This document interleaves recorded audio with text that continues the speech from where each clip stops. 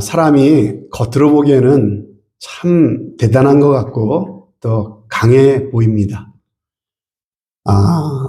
수억 개, 수조 개의 정보를 이 손톱만한 칩안에다가 다 집어넣지 않습니까? 그래서 어떤 정밀 전자기기를 만들어내는 거 보면 참 기가 막히죠. 그리고 아주 놀라운 건축물들을 이렇게 만들어 놓은 것을 보면요, 인간의 힘이 대단한 것처럼 보여집니다.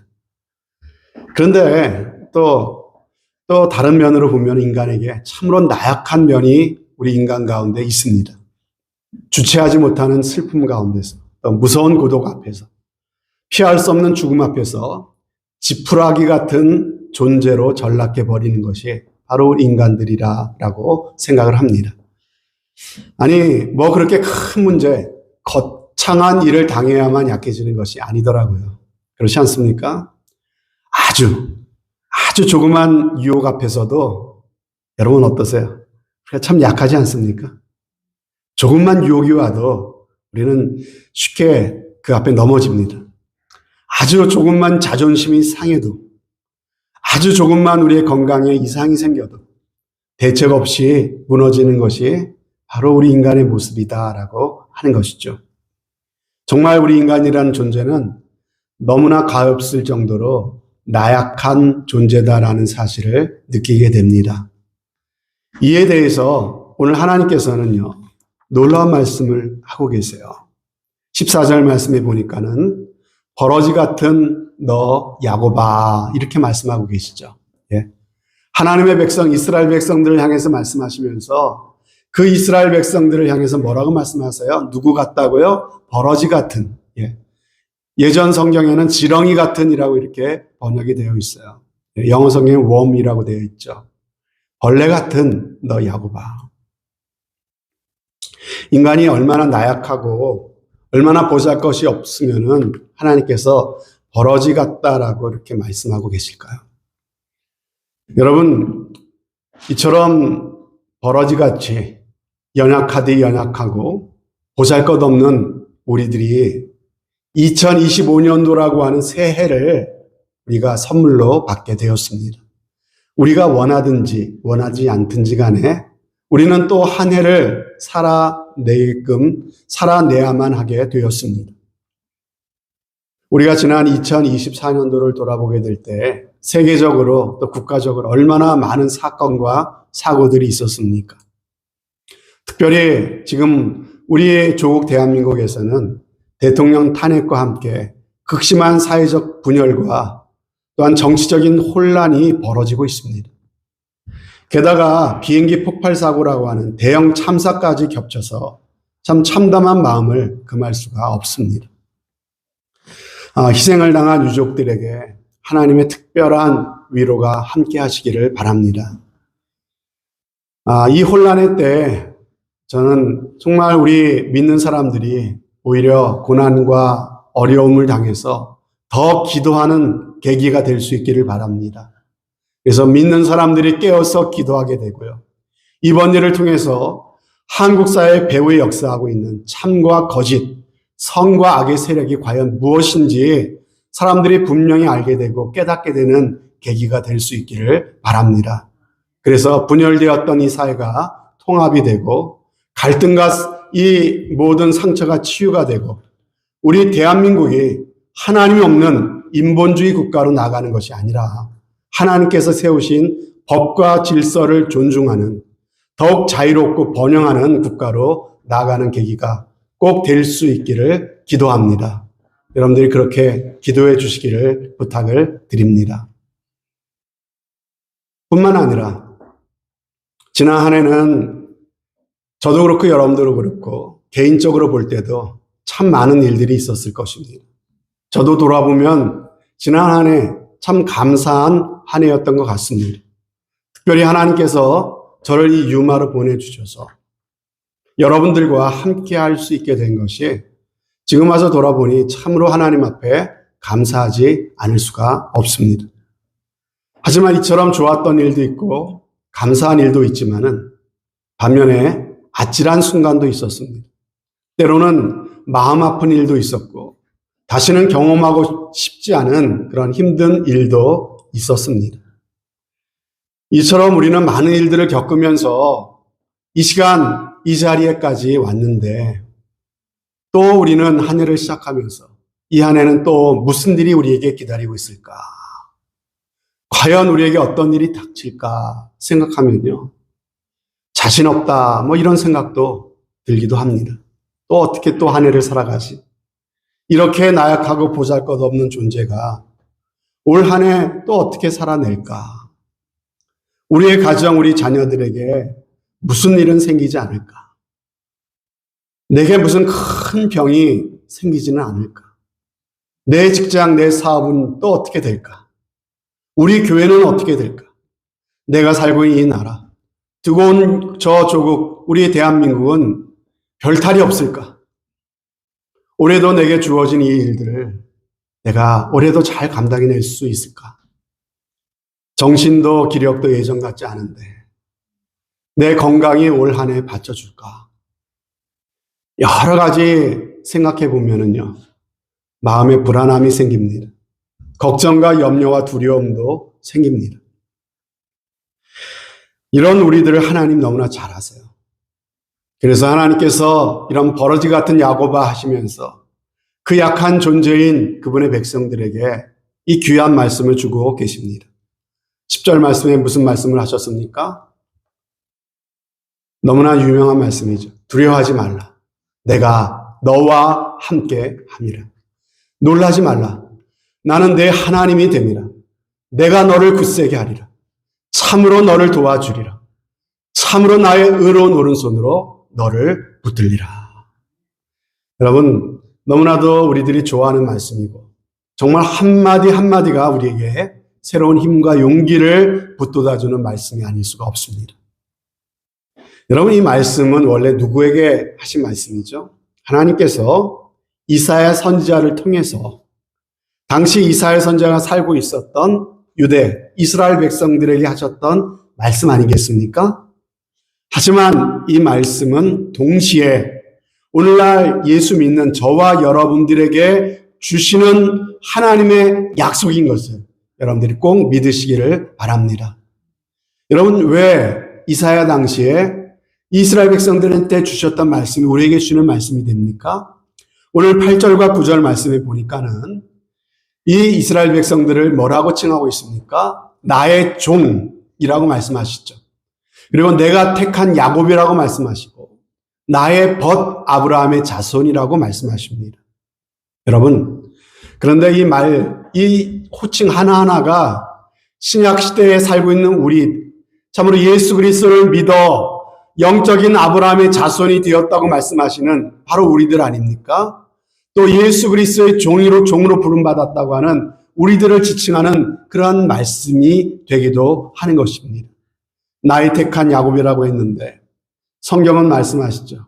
우리가 영적인 이스라엘이 되었다.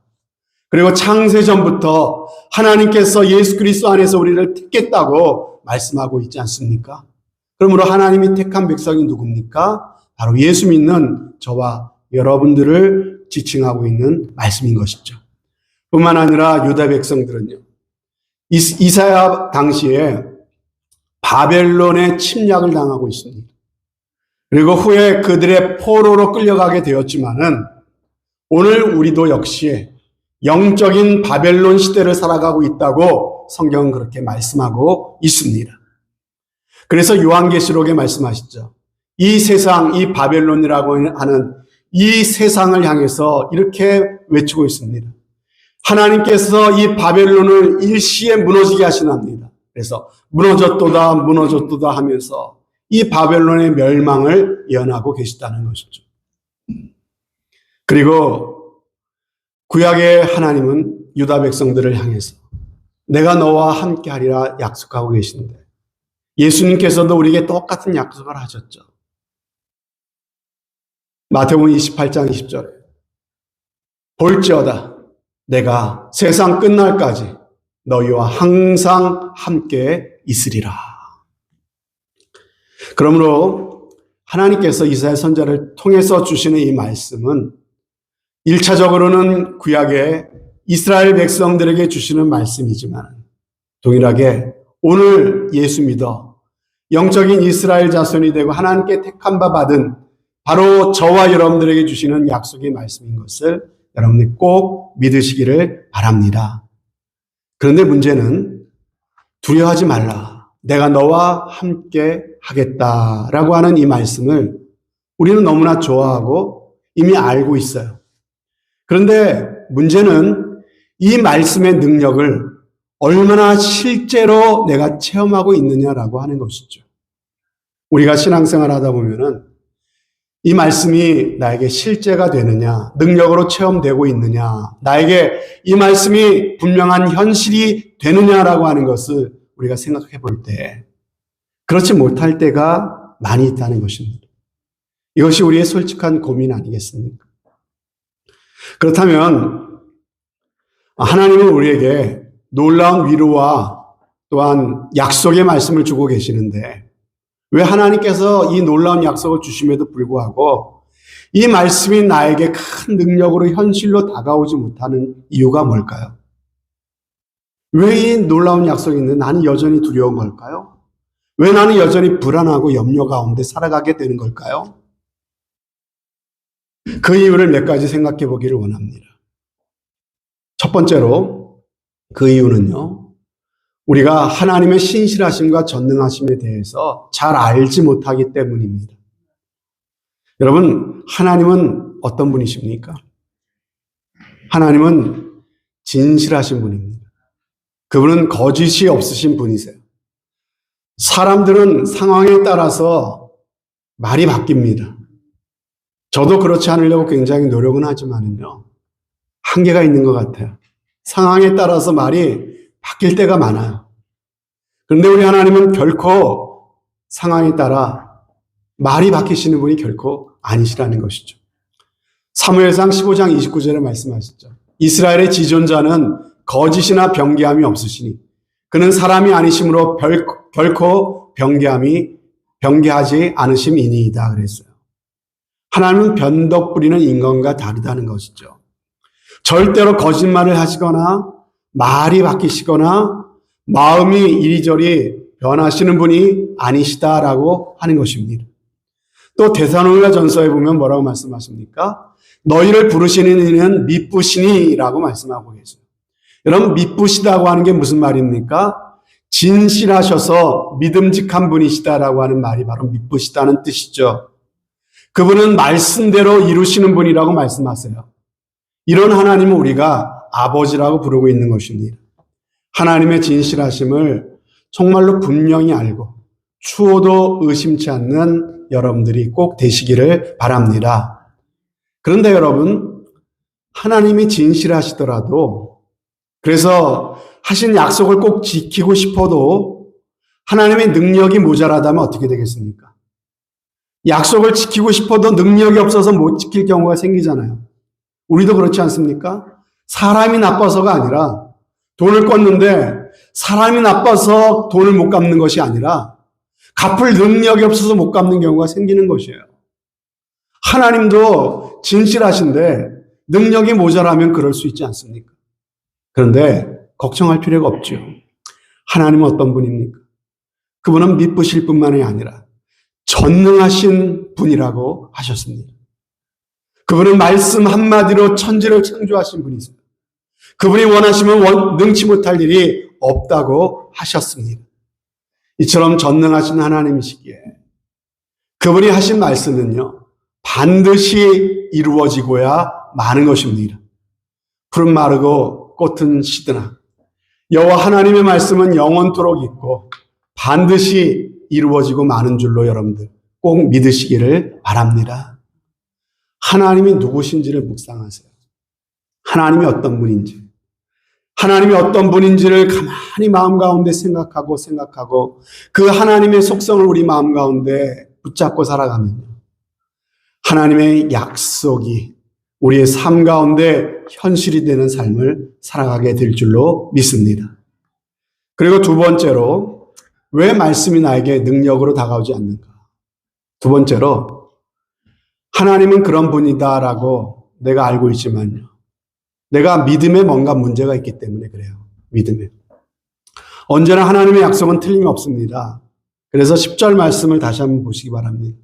10절에 보면은 나는 이라고 하는 말이 몇 번 나옵니까? 3번 나와요. 참으로라고 하는 말은 몇 번 나옵니까? 2번 나와요. 자, 내가 너와 함께 함이라. 나는 내 하나님이 됨이라. 내가 너를 굳세게 하리라. 참으로 너를 도와주리라. 참으로 나의 오른손으로 너를 붙잡아 주리라. 여러분, 왜 이렇게 강조하고 있는 걸까요? 여러분, 좀 믿으라는 것이죠. 하나님의 약속이 틀림이 없다는 것을 지금 강조하셔서 말씀하시는 내용 아니겠습니까? 그렇습니다, 여러분. 하나님 편에는 문제가 없어요. 진실하신 하나님, 전능하신 하나님이 말씀하신 그대로 이루실 것이에요. 그런데 문제는 언제나 나에게 있습니다. 과연 그 말씀을 내가 믿고 신뢰하느냐라고 하는 것이죠. 하나님께서 우리의 믿음대로 역사하신다 그랬어요. 하나님은 약속하셨지만은 우리의 믿음을 보시고 우리의 믿음의 그릇에 맞게끔 믿음대로 역사하신다고 하셨습니다. 그러므로 여러분, 우리가 믿는 만큼 하나님의 약속이 이루어지는 거예요. 다시 말씀드립니다. 우리가 믿는 만큼 하나님의 약속이 이루어지는 거예요. 우리가 믿는 만큼 하나님의 은혜를 체험할 수 있는 겁니다. 근데 문제가 뭡니까? 문제는 우리가 믿음이 없다는 데 문제가 있는 것이죠.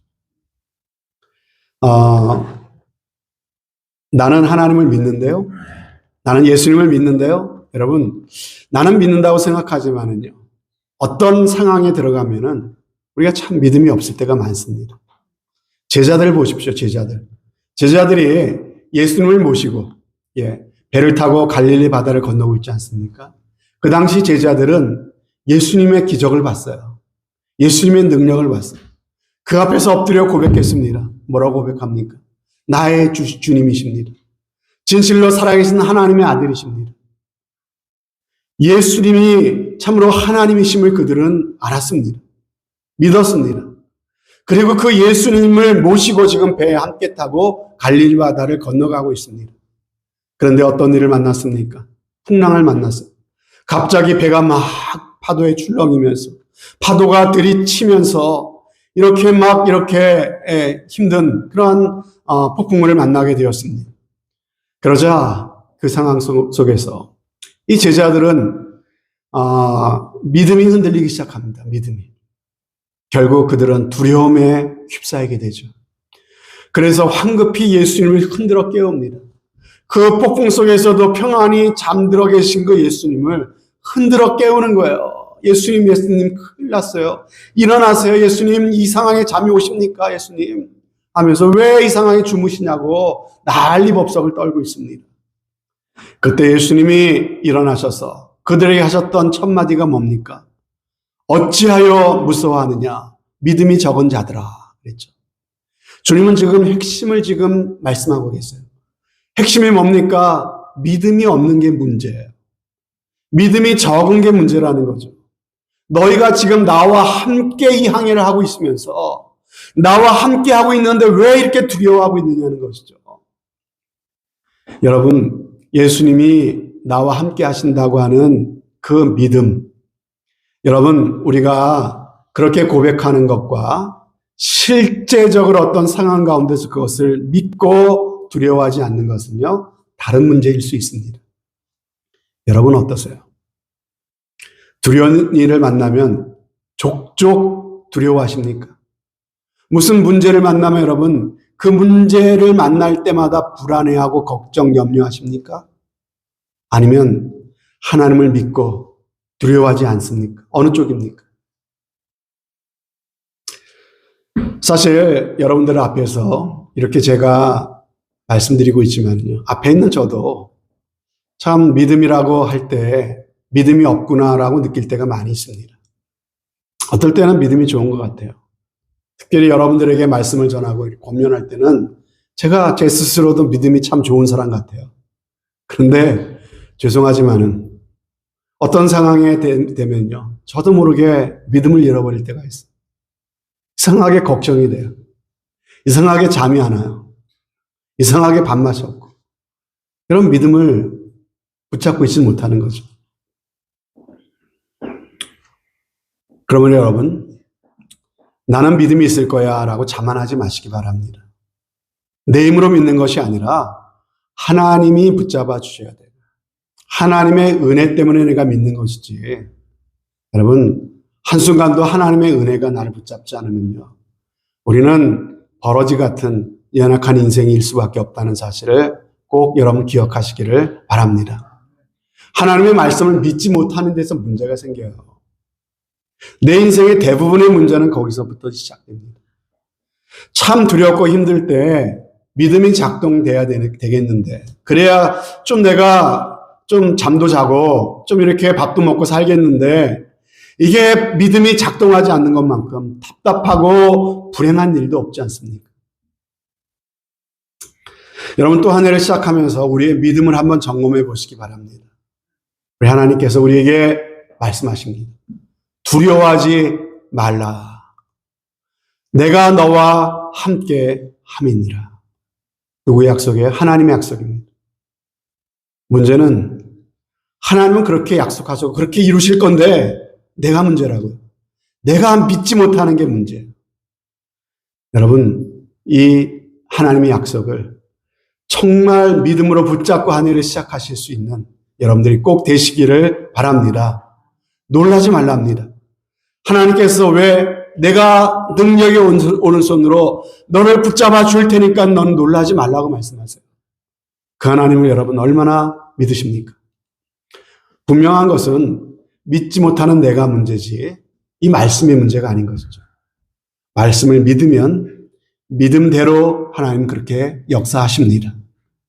여러분, 말씀을 말씀대로 믿으면 반드시 이 말씀은 말씀대로 되어집니다.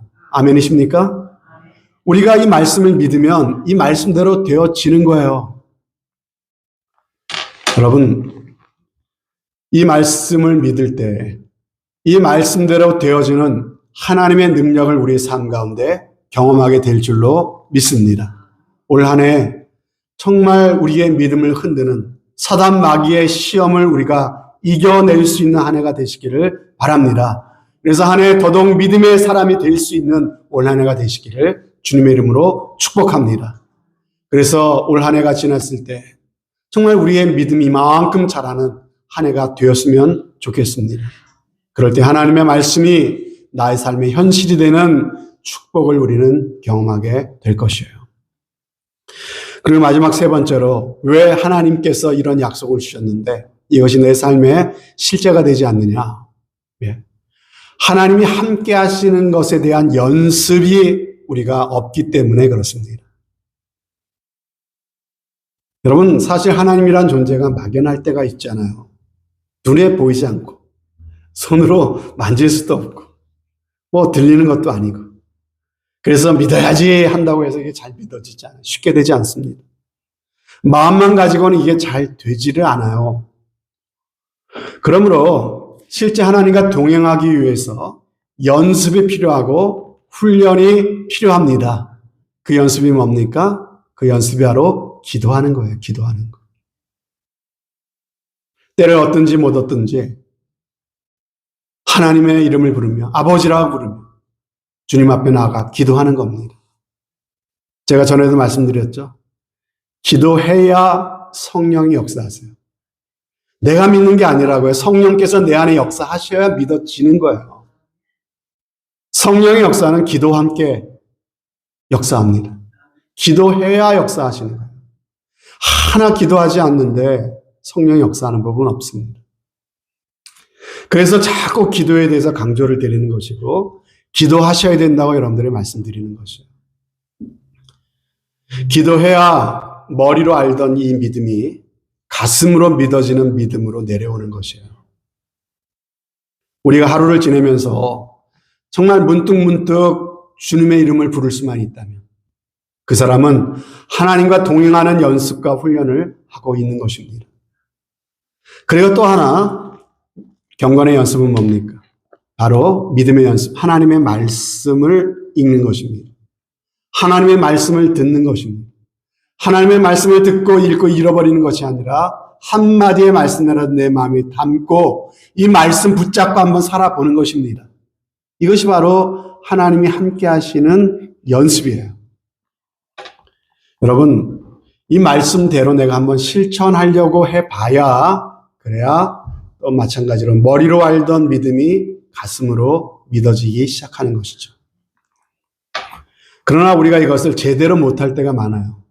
과연 하루 24시간 중에서 여러분들은 하나님과 동행하는 연습을 과연 몇 시간이나 하십니까? 하루에 단 5분이라도 하십니까?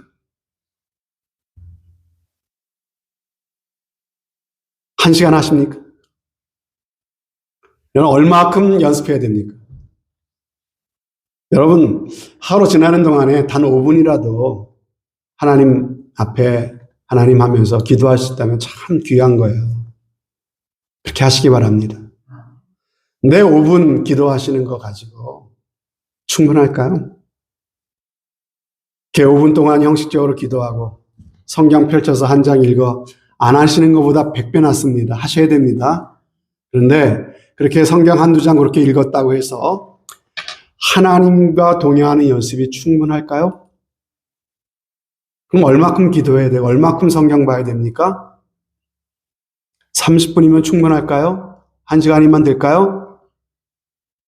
여러분, 얼마 동안이라고 하는 기준은 없어요. 근데 예수님께서 힌트는 주셨어요. 네가 1시 동안도 깨어있을 수 없느냐? 시험에 들지 않도록 깨어 기도하라 하시면서 하셨던 말씀 1시 동안도라고 성경에 기록되어 있는데 이 말씀 그대로 번역이 약간 틀려요. 예. 원래 의미는 1시간도 기도할 수 없느냐? 예수님 그렇게 말씀하신 거거든요. 예수님께서 1시간 기도를 말씀하셨어요. 그런데 여러분 1시간이라고 해 꼭 정답은 아닙니다. 1시간을 기도했는데도 여전히 내 마음의 근심과 두려움이 사라지지 않고 있다 그러면 아직 부족한 거예요. 1시간으로. 얼마큼 기도해야 됩니까? 내 마음이 두려웠어요. 막 불안하고 근심, 염려가 가득 찼었는데 이것이 사라질 때까지 하나님 살아계시지. 하나님 나와 함께 하시지. 하나님 붙잡고 계시지. 하나님 모든 것을 주관하시지. 이것이 내 마음 가운데 내 눈에 보여주는 현실보다 더 크게 느껴지고 믿어져서 내 마음이 편안케 되는 그 시간까지 우리가 기도해야 되는 것입니다. 내 마음의 불평과 원망이 자리 잡을 틈이 없어질 때까지 내가 처한 이 현실보다 하나님의 약속이 더 크게 느껴지고 더 크게 보여질 때까지 우리는 말씀을 묵상하고 기도해야 하는 것이에요. 여러분, 이런 연습이 힘들어 보여야 돼요. 이것이 우리의 삶 가운데 가져오는 축복은 참으로 귀한 것입니다. 이거 없이 내 노력으로 아무리 뛰어봐도요, 잘 안 풀려요, 인생이. 그런데 정말 하나님께서 내 인생에 문을 열고 닫으신다. 내 인생의 키는 하나님께 있다는 사실을 내가 정말 겸손히 인정하고 하나님 앞에서 승부를 보겠다는 마음을 갖고 하나님께 기도하고 그렇게 하나님과 그렇게 동행하기 시작하면은요, 내 노력으로 안 되는 일들이 하나님이 하시니까는 열려지고 되어지는 역사들을 우리는 경험하게 된다고 하는 것입니다. 이것이 바로 신앙생활의 비밀인 것이죠. 여러분, 신앙생활에 있어서 이런 연습이 얼마나 중요한지 몰라요. 연습이 중요해요. 매일매일의 연습.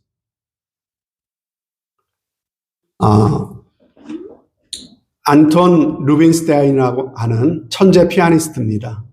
이 사람이 이런 이야기를 했어요. 아마 여러분 한두 번은 들어보셨을 거예요. 연습을, 이런 타고난 천재도 이런 말을 합니다. 연습을 하루 안 하면 내 자신이 안 돼요. 이틀을 연습 안 하면 누가 알아요? 비평가들이 알아챈대요. 그리고 3일을 연습 안 하면 누가 알아요? 청중들까지도 알게 된다고 하는 이런 얘기를 했습니다. 여러분, 우리도 마찬가지 아닐까요? 우리가 경건의 연습을 게을리하면 하루를 쉬면 내 자신이 알아요. 이틀을 쉬면 나랑 같이 사는 내 와이프, 내 남편이 알아채고요. 3일을 쉬면은 나를 보는 모든 사람들이 알게 될 겁니다. 여러분, 하나님께서 아무리 나와 함께 하시고 나와 동행해 주시겠다고 약속하셨어도 이 약속을 아무나 누리는 게 아니에요.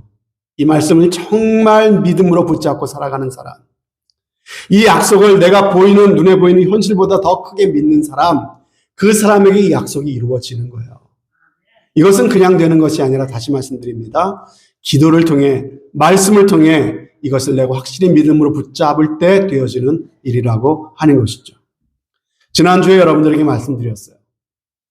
예수님이 내 안에 거하시는 것은 하나님의 특별한 은총으로 되어지는 것이지만, 내가 예수님 안에 거하는 것, 예수님이 내 안에 거하라, 나의 사랑 안에 거하라 계속 말씀하셨는데, 우리가 주님 안에 거하는 것은요, 내가 결단하고 노력해야 되는 문제라고 말씀을 드렸어요. 내가 노력하고 결단할 게 뭐라고요? 예수님 안에 거하기 위해서는 말씀과 기도로 가지된 우리가 포도나무에게 붙어 있는 것이다라는 말씀을 드렸습니다. 그래서 내 안에 거하라라고 예수님께서 명령하시는 것이죠. 우리의 의지로 되어지는 것이기 때문에 예수님이 명령하시는 거예요. 여러분, 하나님께서는 지금도 계속해서 말씀하고 계십니다. 내가 너와 함께하리라. 내가 너를 붙들리라. 그런데 그 말씀, 그 놀라운 말씀이 나에게 능력이 되지 못하고 실제가 되지 못하는 이유가 뭐라고요? 내가 문제예요. 내가. 기도하지 않는 것이 문제고, 말씀을 내가 붙잡고 살지 않는 것이 문제예요. 기도해야지 하고, 그렇게 기도해야지 마음이 들면은 조금 기도해요. 그러다가 그것을 지속하지는 못합니다. 그렇게 기도하지 않고서 하루, 이틀, 또 한 주, 한 달 그냥 지나가 버려요. 그냥. 어떤 때는 성경 말씀을 본다고 며칠 보다가 또 하루, 이틀 건너뛰기 시작하면서 조금 지나면 일주일, 한 달, 성경 한 번 펼쳐보지 않고 그렇게 지나갈 때가 있지 않습니까? 여러분, 늘 문제는 하나님께 있는 게 아니에요. 그렇게 우리가 경건에 이르는 연습을 소홀히 하면서 하나님의 약속이 내 가슴으로 믿어지고 이것이 내 삶의 실제가 되는 경험을 하기가 너무나도 어렵다는 것이죠. 사랑하는 여러분, 그래서 우리가 예배가 중요하고 주님의 이름으로 모이는 이 모임도 중요해요. 이 교회를 통해서 여러분들이 그런 도움을 받는 거예요. 경건에 이르는 연습을 하는 그런 도전을 받고 도움을 받는 것입니다. 여러분, 주일 예배에 오셔서 하나님을 예배하면서 정말 여러분 마음 가운데 그런 도전을 받는 것이죠. 그리고 또 여러분들에게 말씀드렸습니다. 여러분들의 기도 생활에 도움을 드리기 위해서 목요 기도회를 갖겠다고 했습니다. 여러분, 목요 기도회를 통해서 참으로 여러분들이 함께 기도하는 가운데 기도 생활에 힘을 얻으실 수 있기를 바랍니다. 주일날 말씀이 이렇게 선포되지만은 이 말씀을 한 번 더 되새기면서 나에게 적용하기 위해서 한 달에 한 2번 정도 예배 후에 친교 시간이 끝나면은 구역 모임을 가질 겁니다. 구역 모임에서 오늘 들은 말씀을 나는 어떻게 적용하는가라고 하는 것에 함께 나누면서 말씀을 좀 더 깊이 있게 적용하는 그런 시간을 가지려고 합니다. 여러분, 그런데 만약에 여러분이 주일 예배에 한두 번 한번 빠져보십시오. 어떤 일이 생기던가요? 하나님의 말씀이 내 마음에 역사해야 되는데 주일 예배를 한 번, 2번 빠지면요, 이상하게 내 마음 가운데 영적인 힘들이 다 빠져나가 버려요. 그래서 발목에 힘, 영적인 발목에 힘이 있어야 예배에 참석할 수 있고 모임에도 갈 수가 있는데 발목에 힘이 빠져버려서 가기가 싫어버려요. 그리고 무릎에 힘이 생겨야 기도를 하는데 기도할 무릎에 힘이 다 빠져버려요. 허리에 힘이 생겨야 열심히 봉사를 하는데 봉사하는 게 너무 부담스럽게만 느껴지고 봉사할 힘이 빠져버려요. 여러분, 그래서 힘들어도 어려워도 예배에 참석하시라는 것이죠. 여러분, 하루 이틀 기도 안 하고 그리고 말씀 보지 않고 한 주, 2주 지나가고 우리가 엄청난 약속을 받았음에도 하나님의 축복을 놓칠 수밖에 없다는 사실을 기억하면서 올 한 해 주님 안에 거하기로 마음에 다시 한번 다짐하시는 귀한 은혜가 꼭 있으시기를 바랍니다. 제가 전에 섬겼던 우리 칼렉스코 한인교회 한 권사님이 계셨습니다. 참 바쁘게 사시는 분이셨어요. 카리스코 계신 분들이 대체적으로 바쁩니다. 1년 12달 쉬는 날 없이 비즈니스 하세요. 딱 하루 쉬었어요. 제가 있을 때. 부활절 주일만 딱 하루, 1년에 하루만 쉬고 계속 비즈니스를 돌아가시던 그런 분이에요. 그래서 주일날도 참 하나님께 죄송하지만은 주일날도 문을 여셔요. 거기 계신 분들은. 주일날도 그래서 예배가 7시 반에 있지 않았습니까? 예배 드리고 가서 문 여시라고. 그런데 이 권사님은 아직 고등학교에 다니는 두 아들을 뒷바라지 하시는 분이셨어요. 그러니 집안 살림이 할 게 많죠. 아이들 뒷바라지 할 일도 많고. 게다가 이분이 옷가게를 하셨는데 전에는 남편이랑 같이 옷가게를 같이 하셨어요. 그러니까 남편이 뭐 영어도 잘하시고 스페인어도 잘하시고 남편이 주로 하시고 종업원들도 두고 하셨거든요.